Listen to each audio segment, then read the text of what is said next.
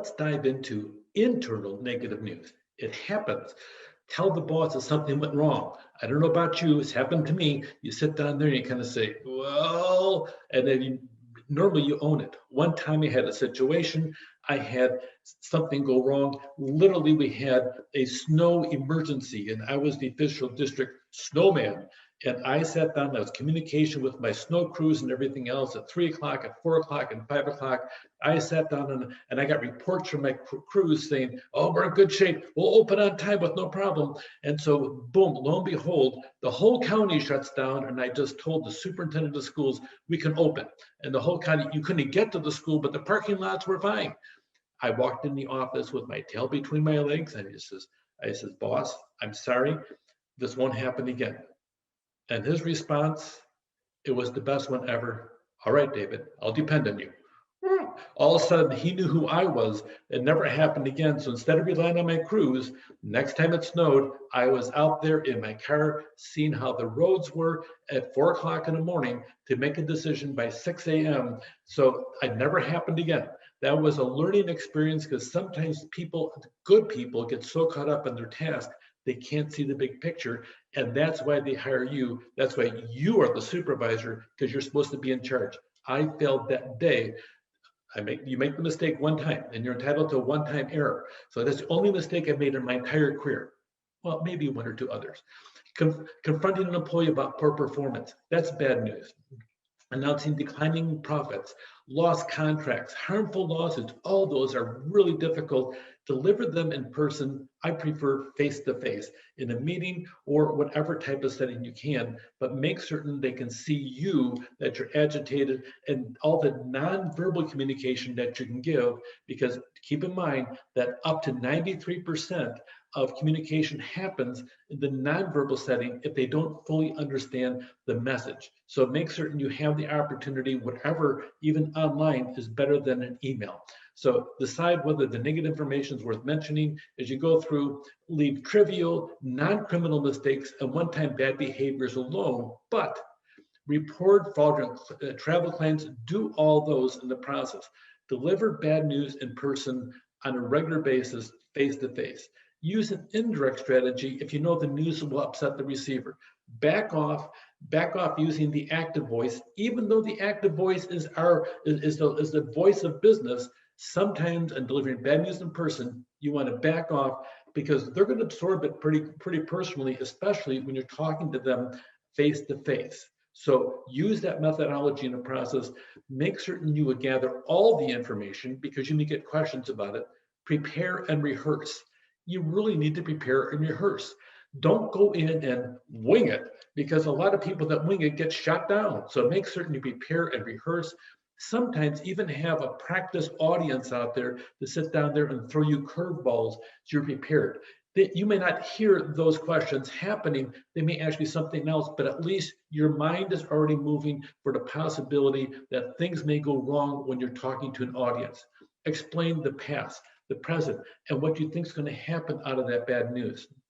Consider taking a colleague with you just to sit down and protect your back. Okay, even though you may not be any physical threat, sometimes that moral support of somebody with you in the process is a good thing. Think about timing. Sometimes you want to sit down and present it at a certain time of day or during a certain meeting or after meeting, so it doesn't become the main subject of the meeting. Be patient with the reaction.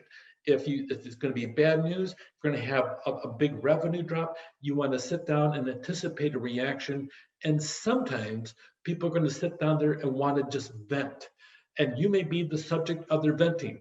Sometimes you end up being a verbal punching bag or some way they get angry because of the fact they may lose their job. You can't blame them for having an emotional response. Don't take abuse. But sometimes they need to sit down and talk through things. Why do people sit down and have change? Well, here's 5 reasons that over here by Gustavo Rossetti. Okay, he says, really, the fear of the uncertain. I got a quote here from David McRaney. When the brain is facing uncertainty, it creates certainty. You may sit down and have an experiment in your office. Sit down and go through and have a desk, a brand new desk, brought in and just put there, and see what kind of stories happen. I've done that, not intentionally. I put a brand new desk in. We expected to hire somebody. The person never got approved or anything else. So the desk sat there. People started making up all kinds of story. Well, is that person going to be an internal auditor? Are they going to do this?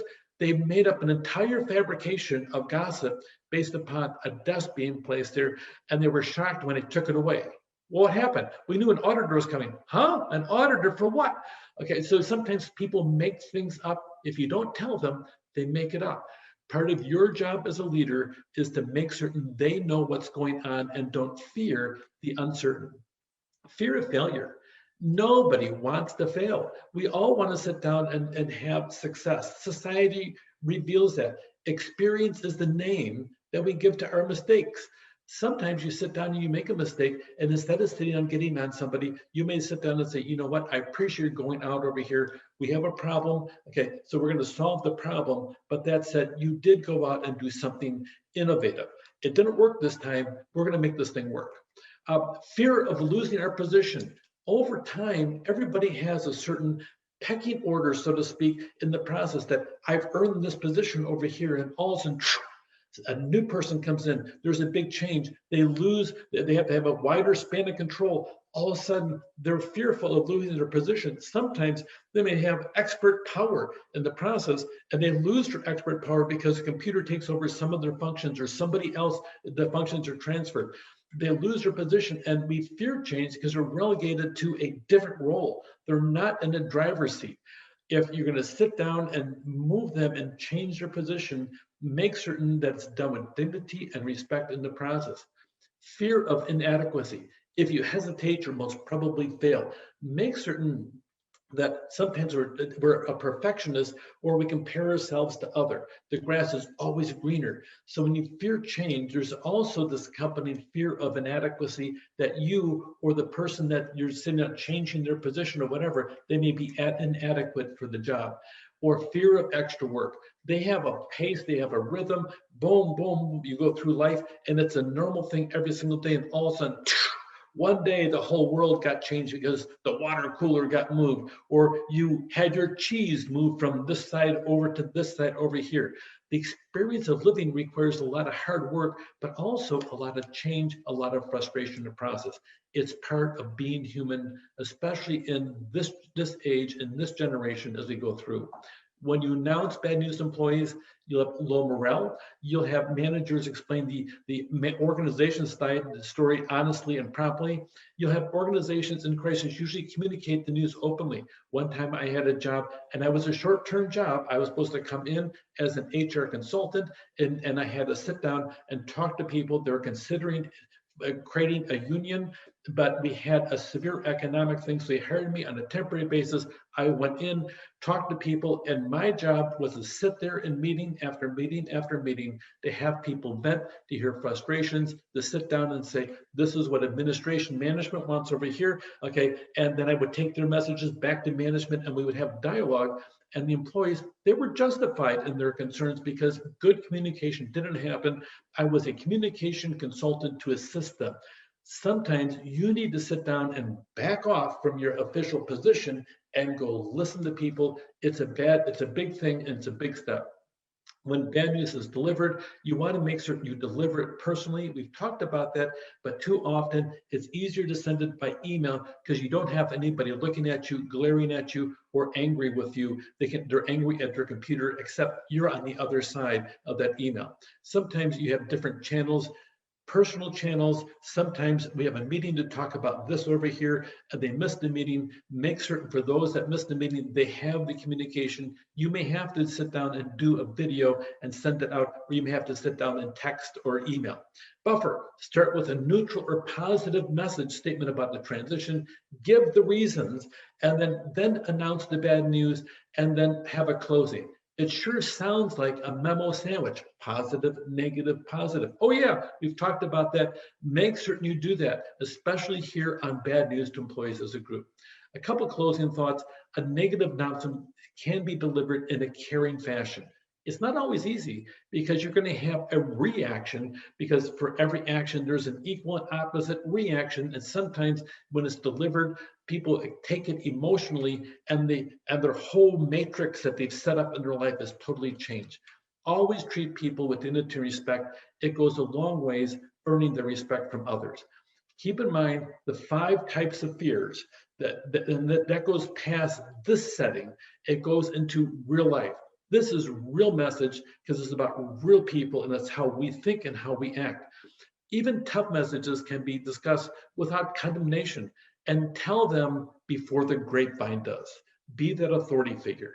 With that, take care.